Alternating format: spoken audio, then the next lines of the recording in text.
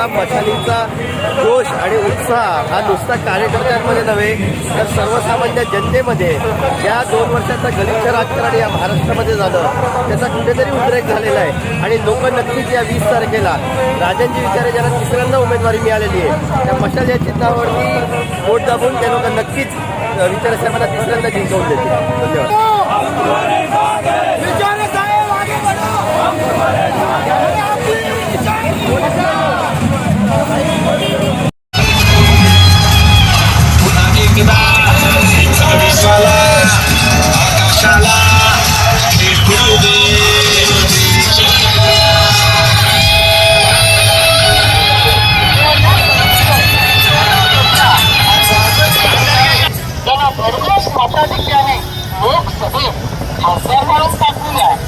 लक्षात ठेवा, लक्षात असू द्या, मशाल मशाल मशाल.